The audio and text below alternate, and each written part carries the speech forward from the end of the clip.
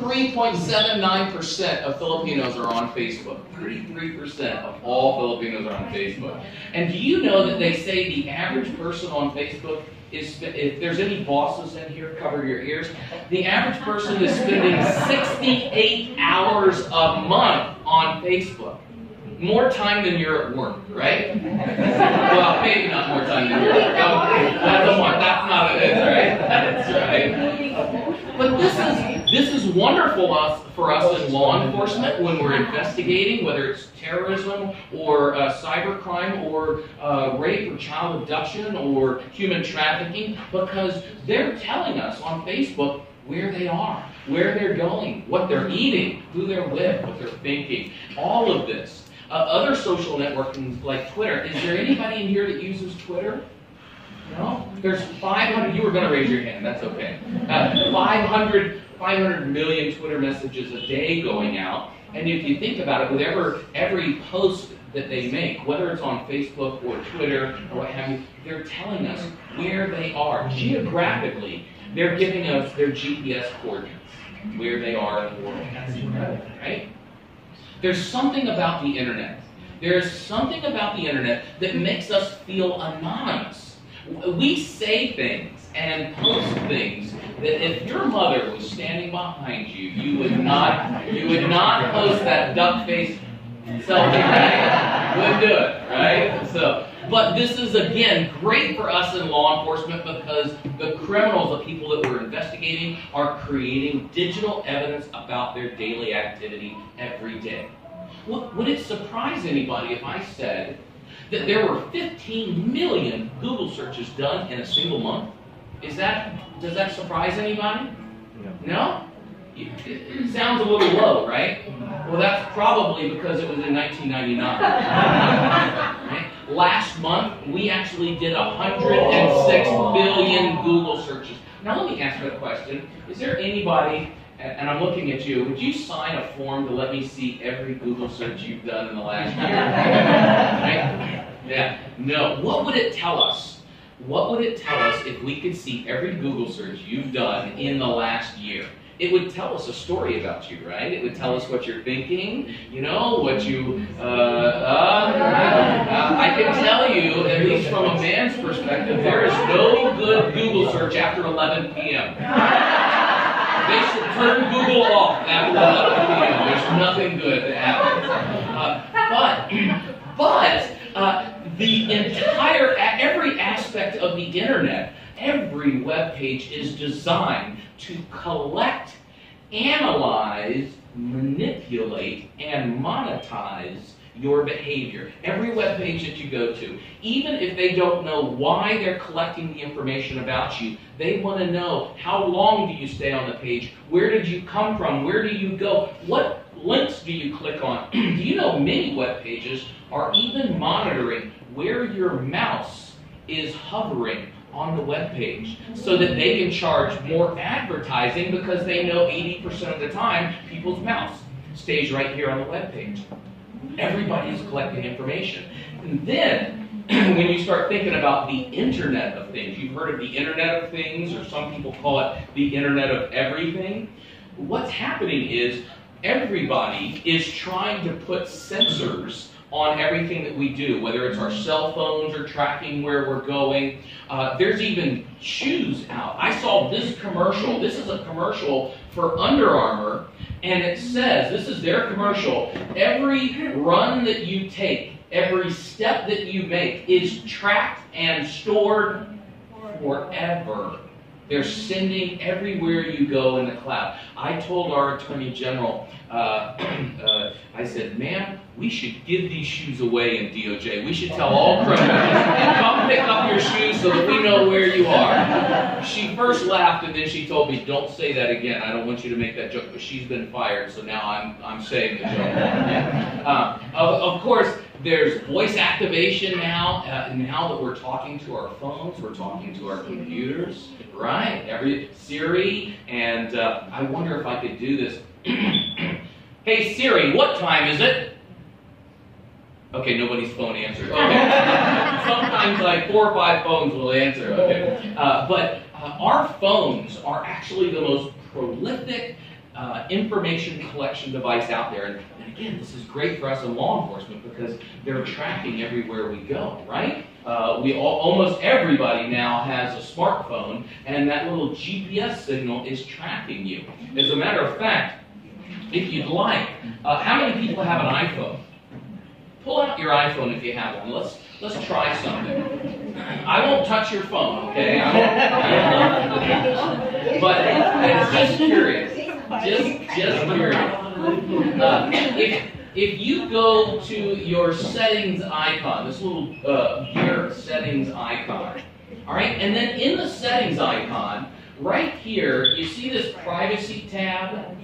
Click on the privacy tab.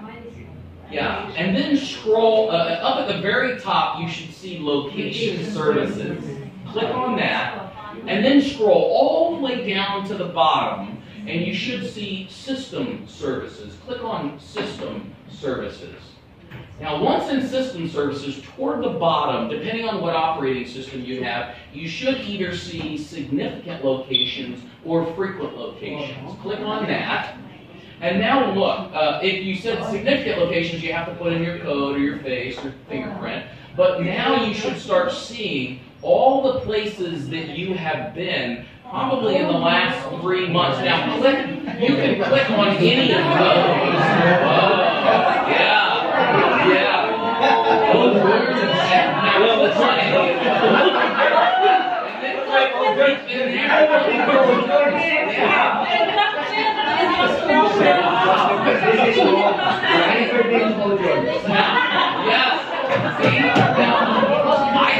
I see a couple of you with the twinkle in your eye, and I know what you're thinking. You're going to go home and you're going to tell your husband, give me your phone. Don't do that. Wait to sleep, and then put his thumb on his phone. Wait till he's asleep. This is great. Someone committed a crime in Dabo, and they were at the nightclub.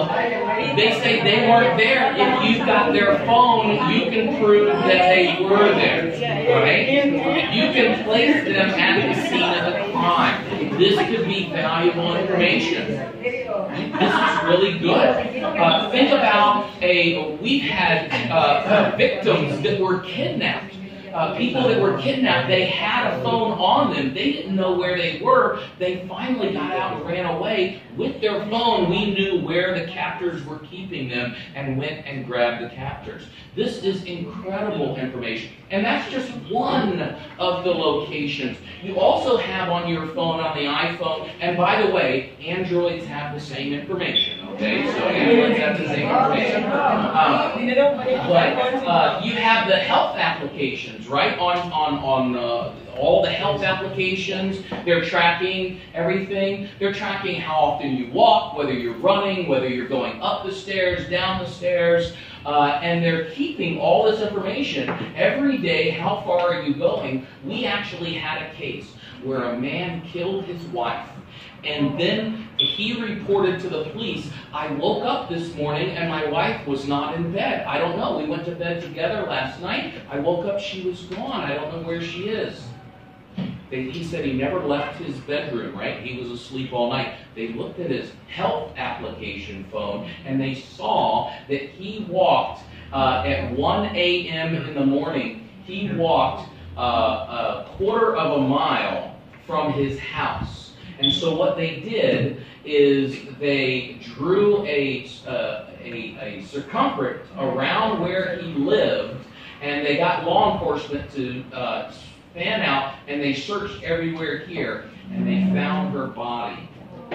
So in the middle of the night, carrying his phone, carrying his wife, he buried her and said she must have just disappeared in the middle of the night. His phone testified against him. And that's what digital evidence is.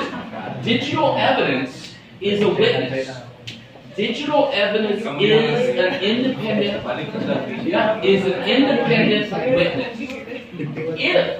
If law enforcement does it right, if they preserve properly that evidence, they collect it properly, they analyze it properly, digital evidence, whether it's a computer or a phone, is an independent witness in trial. It doesn't have a bias. It simply tells what it knows, right?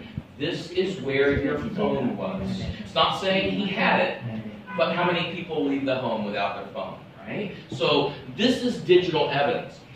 So it's critical for us to identify all sources of digital evidence, not just the computer and not just the phone.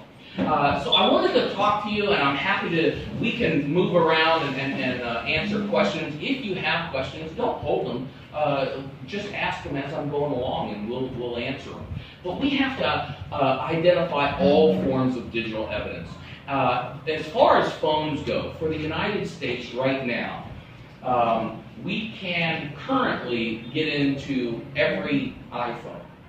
So we just recently obtained the technology to be able to get into every iPhone. It's a little dangerous in that there are some phones, such as if you're up to date with your operating system, we have 300,000 guesses to guess your password.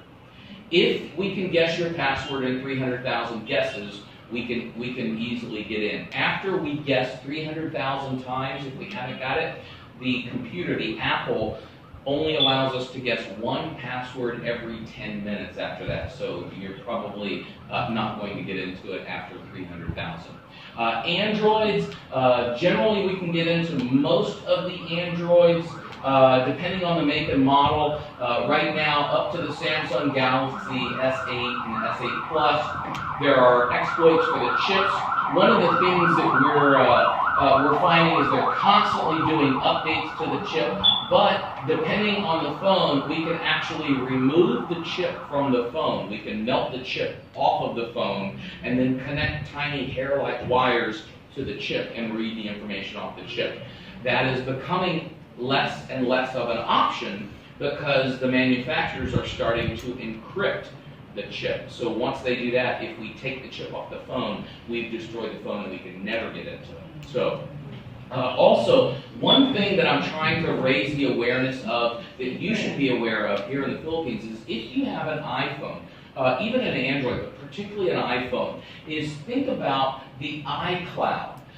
Most iPhones are backing themselves up to the iCloud, so they at least have one backup on the iCloud.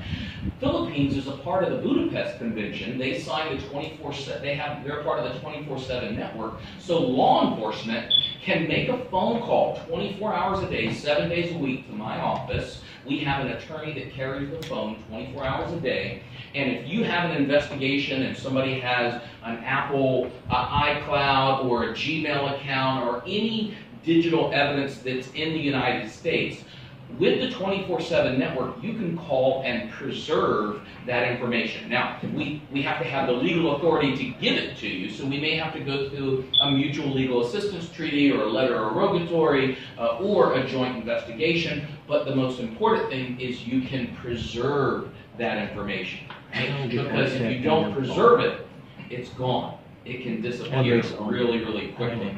One other thing I wanted to tell the prosecutors in particular, with digital evidence, especially with computers, there is no such thing as a full forensic analysis. I got to tell you, in the last 10 years, computer systems have so much information. The average Windows computer has over 40 million items. Now, when I say items, I'm not saying files. I'm saying individual items. So think of the databases that are inside the Windows, like the Windows registry.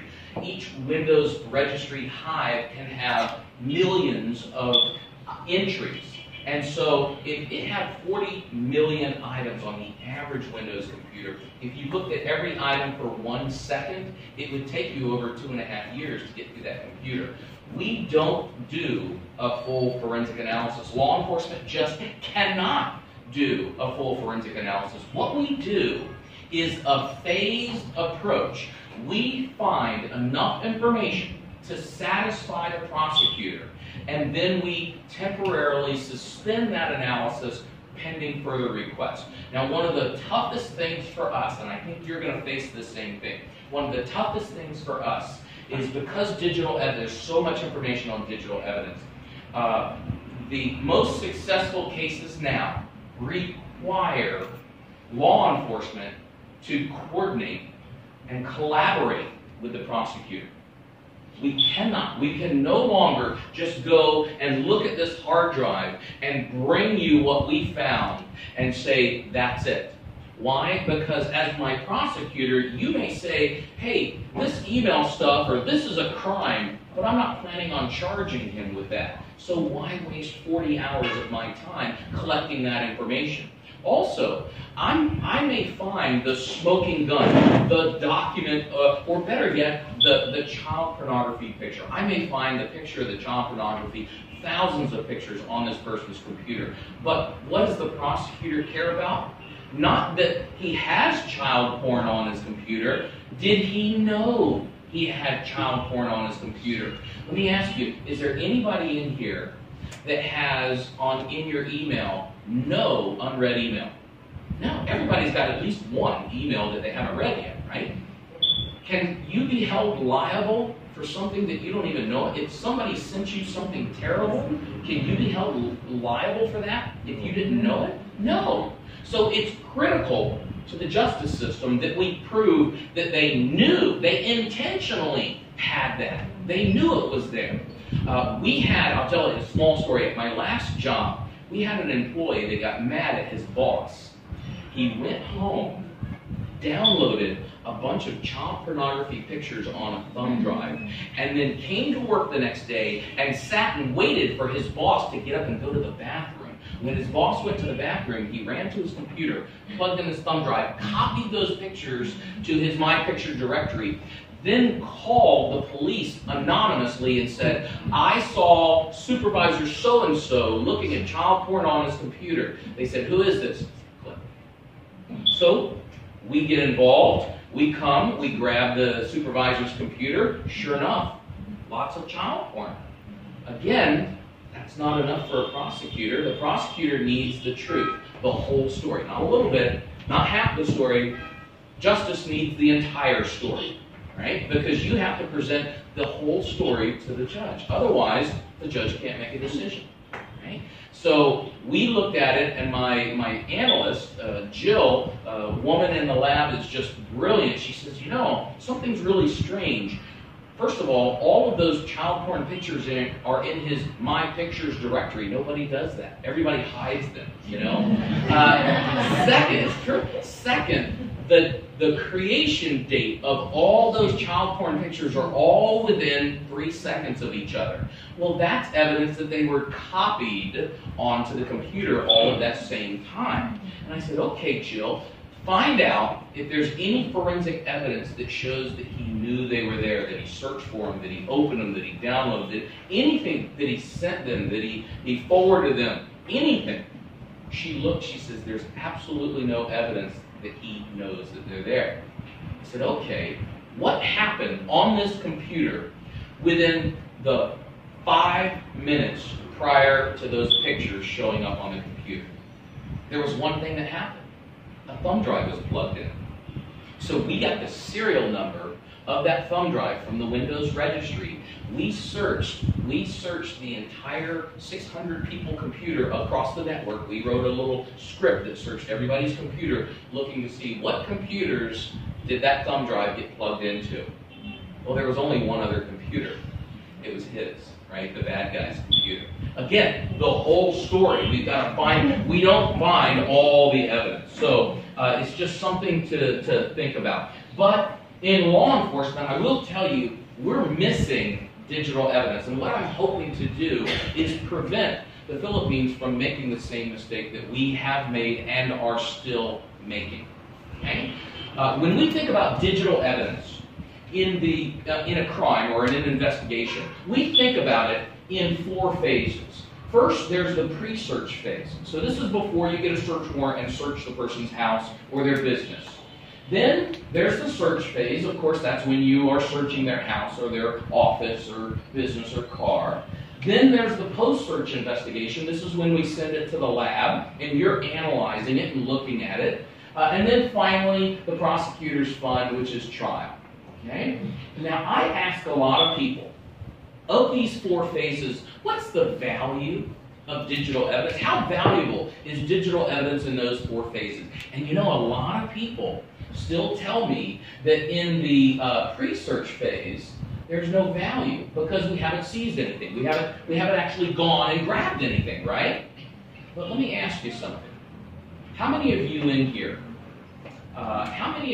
here have more than 2 email accounts? Raise your hand. Do you have more than 2? A Gmail, a Hotmail, a Tinder? Right. Hit a nerve. Right. So you have to think about that. How many email accounts do they have? And where are those email accounts?